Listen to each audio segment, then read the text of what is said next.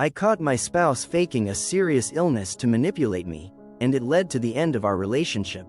If someone had told me a year ago that my marriage would end in betrayal, I wouldn't have believed them.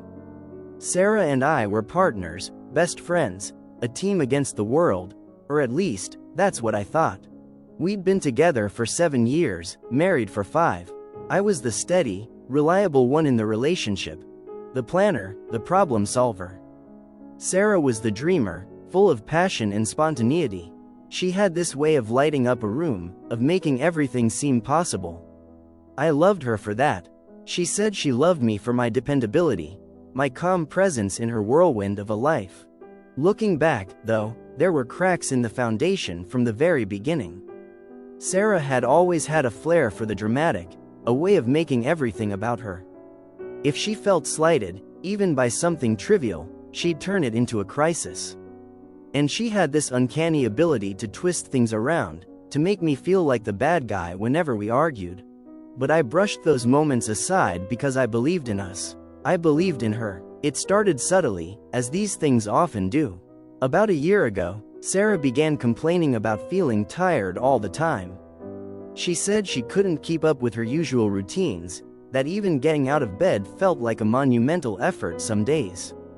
At first, I didn't think much of it. Everyone has off days, and Sarah's job as a freelance graphic designer could be demanding, with tight deadlines and demanding clients.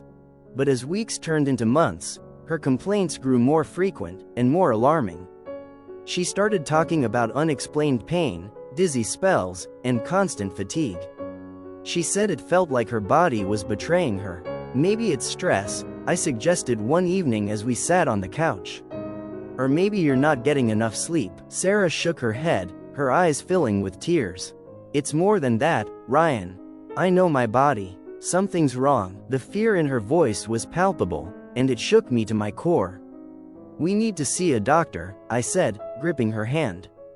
Whatever this is, we'll face it together. At first, she resisted, saying she hated hospitals and that it was probably nothing serious. But I insisted, and eventually, she agreed. The doctor ran a series of tests, but the results were inconclusive. Sarah was frustrated, claiming they weren't taking her symptoms seriously. She started doing her own research online, coming up with a list of potential conditions she might have.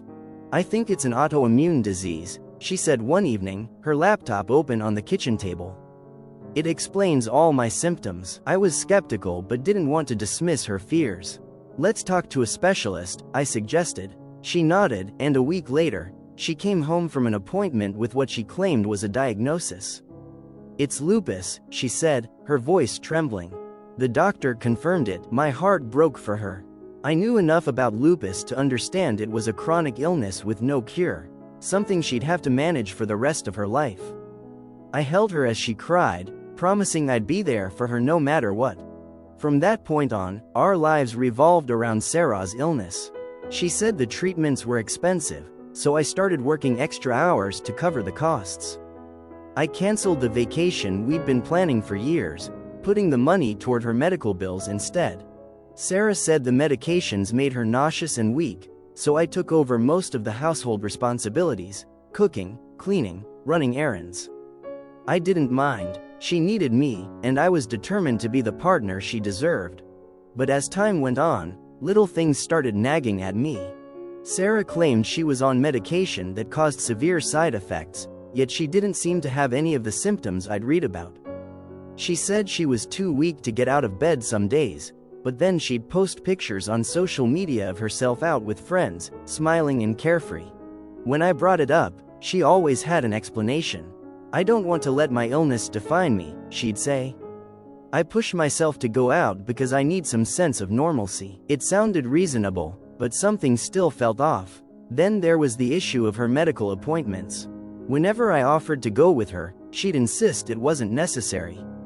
I don't want you to miss work, she'd say.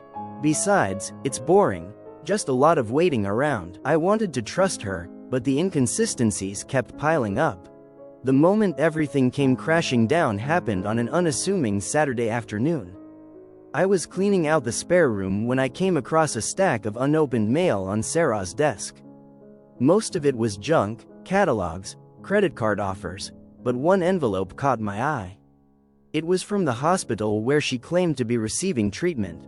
Curiosity got the better of me, and I opened it. It wasn't a bill or a treatment summary.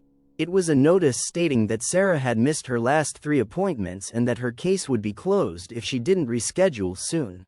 I felt like the ground had been ripped out from under me. For the next few days, I couldn't stop thinking about that letter. I started digging deeper, checking our insurance statements and bank accounts. There was no record of the expensive treatments Sarah had mentioned, no prescriptions for the medications she supposedly needed. The realization hit me like a punch to the gut. Sarah had been lying to me. That evening, I waited for her to come home, the letter clutched in my hand.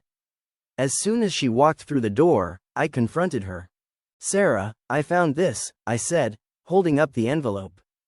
"You haven't been going to your appointments. There's no record of your treatments. What's going on?" Her face went pale, and for a moment, she looked like a deer caught in headlights. Then the tears started. "I can explain," she said, her voice trembling. I didn't know how to tell you. I was scared." "Scared of what?" I demanded. "Scared of what, Sarah? Of telling me the truth?" She broke down, sobbing uncontrollably. "I didn't mean to hurt you," she said. I felt like you were pulling away from me. I thought if you saw how much I needed you, you wouldn't leave." Her words hit me like a slap in the face. She had faked an illness, lied to me, manipulated me, all because of her own insecurities. "I gave up everything for you," I said, my voice shaking with anger. "I put my dreams on hold, worked extra hours, sacrificed so much, and it was all based on a lie?" She tried to reach for me, but I stepped back. "I can't do this anymore, Sarah," I said. "I can't trust you." I packed a bag that night and left. Staying in the house felt unbearable, like I was suffocating under the weight of her lies. Sarah called and texted constantly in the days that followed, begging me to come back, promising to change. But I couldn't do it. The betrayal was too deep. For months, I struggled to process what had happened. I went to therapy, trying to make sense of it all, trying to understand how I could have been so blind, so easily manipulated. In the end, I realized it wasn't about me. Sarah's actions were a reflection of her own insecurities, her own fears and need for control. That didn't excuse what she'd done, but it helped me let go of the guilt I'd been carrying. It's been almost a year since I walked away from Sarah. I've started rebuilding my life, focusing on my own happiness for the first time in years. I've reconnected with friends I'd lost touch with, started pursuing the goals I'd put on hold. The experience taught me some hard lessons about trust and boundaries, about the importance of listening to my instincts. I don't know what became of Sarah. Part of me hopes she got the help she needed, that she learned from what happened. But I've let go of the need to know. Some scars take longer to heal than others, but I'm getting there.